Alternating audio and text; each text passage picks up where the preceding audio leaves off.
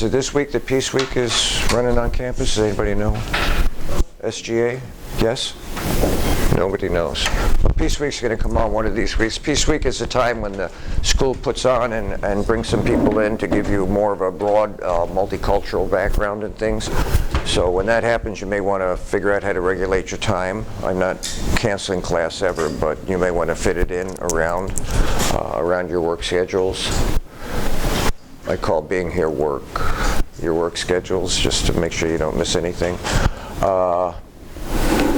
This came out of my online class. I want to ask you this because we're going to review 2 questions. Everybody else did fairly good on the quiz. If you see a question that says A, B, C, and all of the above, what does all of the above mean?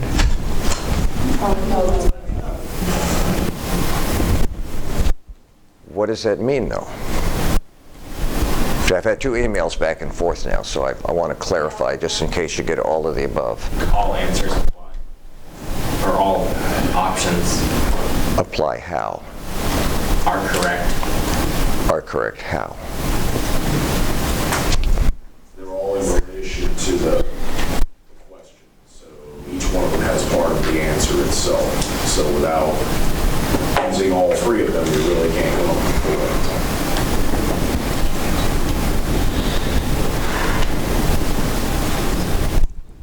Take a guess. I bet you somebody did like one of the questions, but it was all of the correct, so they want like half credit. Actually, they want full credit. The question asked something and put the 2 relevant parts together and then separated them in B and separated them in C. And the only, whoa, was that me or you? I bet that was me. I shouldn't do that. I'm up higher than you are. So if they're together, the answer's right. If they're separate, neither one of the separate ones are right. But since they were all there and they all pertain, someone thought it must be all of the above. That's not what all of the above questions are about, people. All of the above, when you see an all of the above question, it means everything that's above that, A, B, C, must be able to stand on its own. It's not add all the parts together and say, well, all the parts go together. That's not what all of the above means, okay? I don't know how other professors are doing it. Heads up, in my class, all of the above means A, B, and C must stand separate from everybody else. And if that's true, all of the above. Okay? Any questions about that? Okay. Is it on? Okay.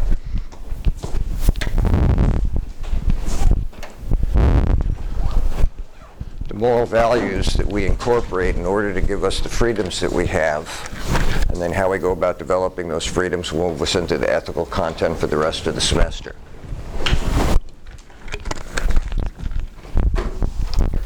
This culture is based on something called libertarianism. That's not liberalism. It's not progressivism. It's not conservatism. It's about liberty. It was developed by an English philosopher, John Locke, in 1698. This runs contrary to the divine right of kings, where the king, queen, Caesar, pharaoh, and emperor decided that they owned everything and you had to do their will, and if you didn't do it as property of them, they could just dispose of you. And they regularly did. John Locke challenges that idea. So quick background, I'll develop it more later on in the semester. In the Western context, the Western world, Western Europe, England, Canada, and us over here, we have always assumed a biblical reference and authority. All cultures base their power, their authority on some divine origin, even in the East. So for us, we used it as a biblical reference.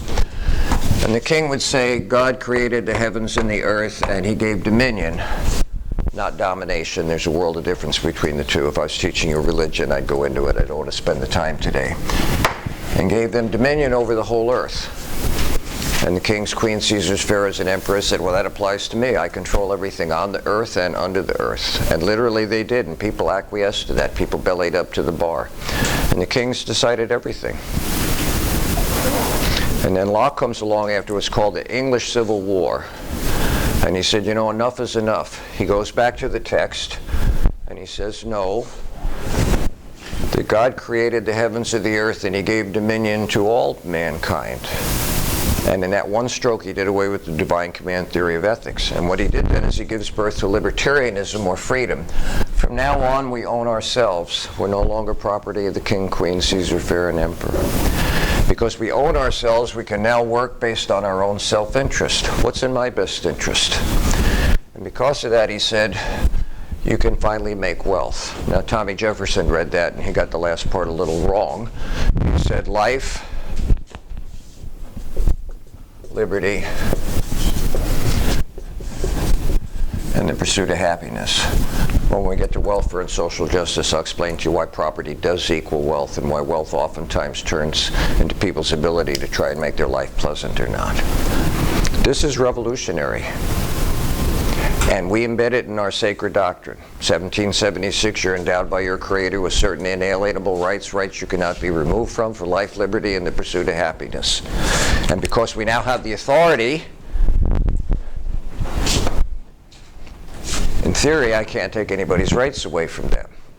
Now, in practicality, I can anesthetize you and put you on a table and open you up, and I can find your lungs and your liver and your spleen and all your internal organs. I can't find your life, I can't find your liberty, and I can't find your happiness, because they don't exist, except in theory.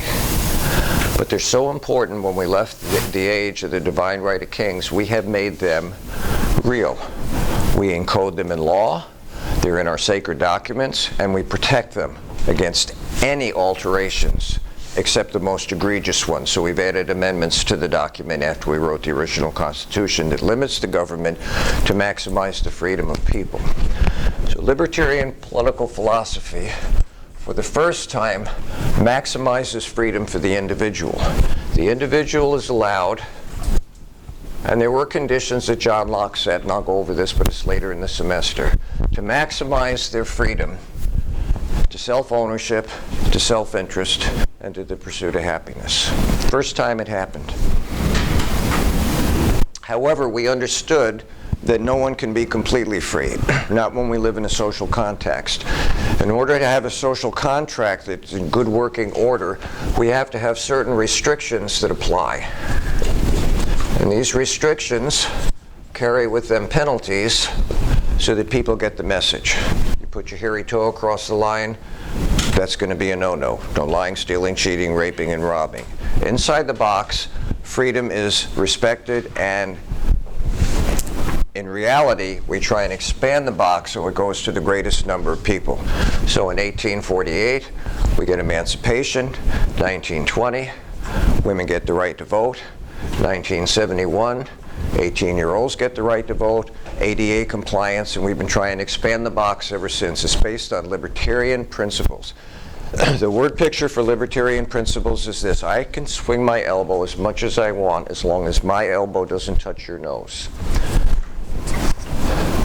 Why shouldn't I be allowed to do what I want to do? I'm not infringing on anyone else's right to do what they want to do. But when my elbow touches your nose, physically, in one way or another, or restrains you or confines you from your capacity to pursue your own happiness, we have a clash of values. And that clash of values is necessary in order to maximize happiness. The clash of values always produces tension. And we've had to learn what the balance is between tension and freedom. So in World War II, we have three enemies. We're not sure what to do with our enemies, and we have citizens that are indigenous to those countries, and so we put them in internment camps. When we started this country, we decided manifest destiny. We go from the East Coast to the West Coast, and anyone who got in the way would have to be eliminated. So we had mass genocide of the American or Native American Indian. So I was just reading an article this morning, and I don't remember what country it was, but they've just started internment camps for the LGBT population.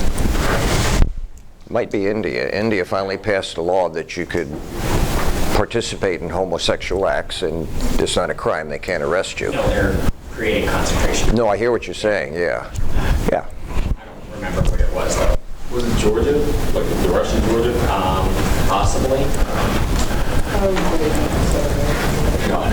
Well, maybe American. Well, no, they're not that redneck yet. So do you get the general idea about freedom, about libertarian political philosophy? But we do have restrictions on it. We need restrictions on it. Otherwise, you end up with anarchy. If you have too many restrictions, you end up with totalitarianism, where people control your lives again, and we're right back to the divine right of kings, the Caesar, the emperor, the king, the queen, the pharaoh, and the dictator. The key question then becomes in our society, since this is the mandate that we maximize freedom, how much tension is allowed?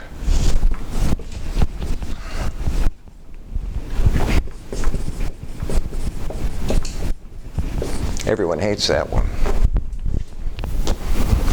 But in a libertarian, political, or democratic society, we've pretty well decided there's 5 essentials that we need. We need to have a standing military, police force, fire department, health, and education. And we need people to run those agencies, and we need people to do that job, and we can't expect them to work for free. You're not working for free. And so that service has to be paid for. How do we pay for it? Taxation. You want the service? Pay for it. There's a company in Tennessee, a fire department, said, you want us to come if your house is on fire? Pay for insurance. They said, what? They said, yeah, pay for insurance. And the town thought that was a great way to save money, and the people in the town did too. Some people bought the insurance and some didn't. And then one day a house caught on fire, and it was covered by insurance, but it was next to a house that wasn't. And the fire people came over and they took care of the house that was insured, and they didn't bother to take care of the house that wasn't. You had a choice: buy insurance. You want protection? Buy insurance. You want good health? Go to the doctor before you need to. Was it PM in the military, preventive maintenance? Get annual checkups. Go see the dentist before your teeth fall out and your gums rot.